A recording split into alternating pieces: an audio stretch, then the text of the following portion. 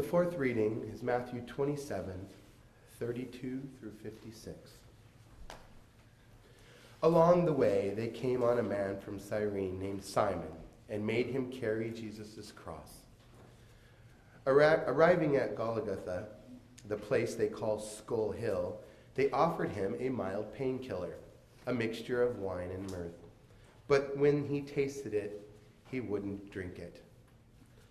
After they had finished nailing him to the cross and were waiting for him to die, they whiled away the time by throwing dice for his clothes.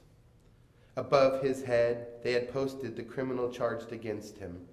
"This is Jesus, the King of the Jews."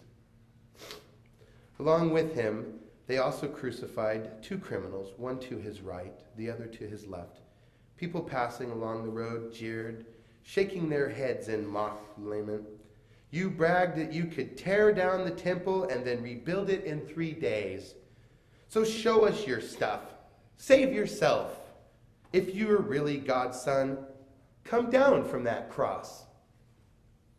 The high priests, along with the religion scholars and leaders, were right there mixing up with the rest of them, having a great time, poking fun at him. He saved others. He can't save himself. King of Israel is he? Then let him get down from that cross. We'll all become believers then. He was so sure of God, well, let him rescue his son now. If he wants him. He did claim to be God's son, didn't he? Even the two criminals crucified next to him joined in the mockery. From noon to 3, the whole earth was dark. Around mid-afternoon, Jesus groaned out of the depths, crying loudly, "Eli, Eli, lama sabachthani," which means, my God, why have you abandoned me?" Some bystanders who heard him said, "He's calling for Elijah."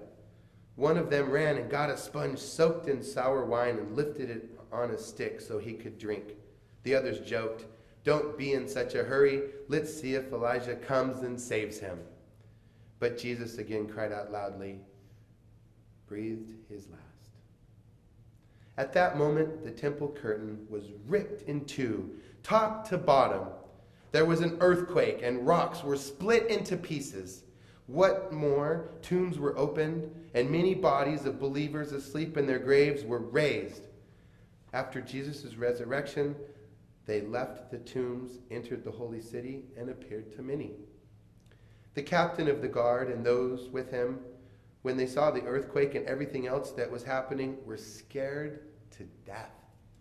They said, "This has to be the Son of God." There were also quite a few women watching from a distance, women who had followed Jesus from Galilee in order to serve him. Among them were Mary Magdalene, Mary the mother of James and Joseph, and the mother of the Zebedee brothers.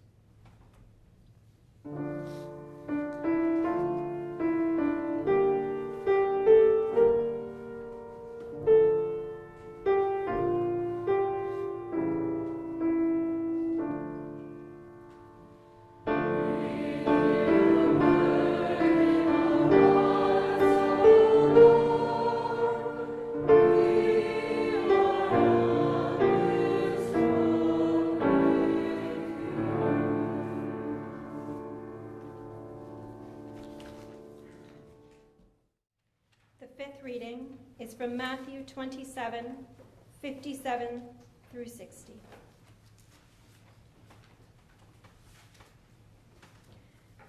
Late in the afternoon, a wealthy man from Arimathea, a disciple of Jesus, arrived. His name was Joseph. He went to Pilate and asked for Jesus' body.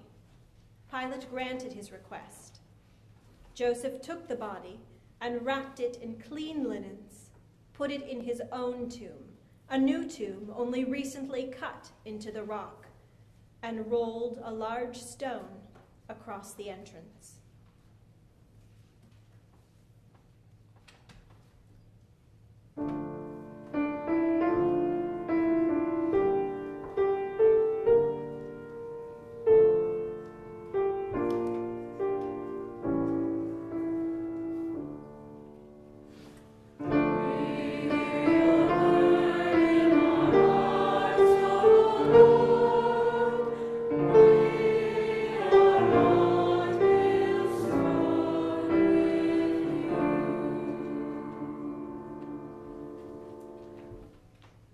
join us in singing hymn number 288, verses 1 and 5, Were You There?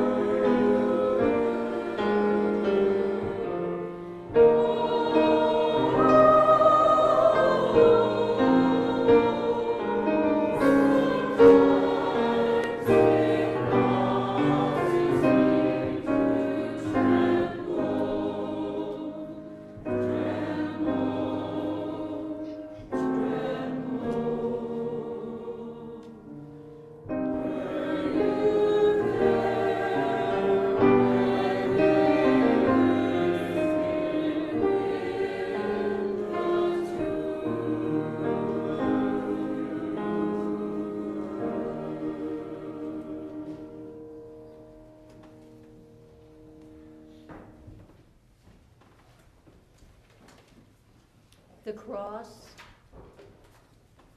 is draped in black.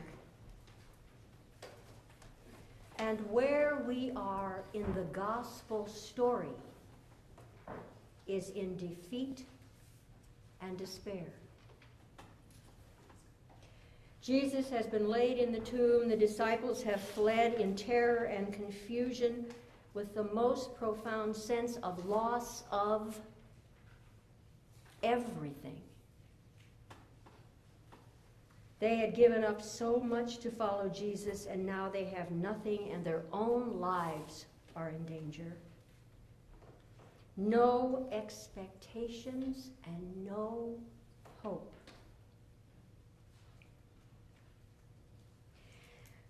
I heard this week that the ultimate irony of Vittorio Arrigoni was that on the day he was abducted, or the day before, he was planning to return to Italy because he was burned out.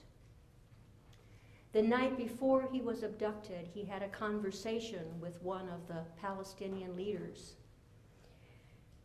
and said to them, "I'm uncertain what to do. I do not want people to think that I fled. How shall I leave Gaza?" The day before he was abducted, he sent this text to one of his closest friends. "I am tense, exhausted. If they don't kill anyone in the next 24 hours, I am getting out Thursday. Yours, Vittorio." We have in this hour together covered the events of Holy Week as Matthew depicts them, so that those of you who may not attend a Good Friday service will not go from the joy and excitement of Palm Sunday to the resurrection of Easter. But if you choose to walk with Jesus through the texts of John's Gospel this week, you have those readings with you. You can attend a worship on Thursday or Friday as indicated in your bulletin or elsewhere. And brothers and sisters, you can watch for where the presence of Jesus is in the world and where we human beings are still crucifying the Christ. And you can pray special prayers for the family and friends of all sides of the conflict in Palestine, and especially for those who knew and respected, loved and were grateful for the gift of the life of Vittorio Arrigoni. As we followers of Jesus remember his life.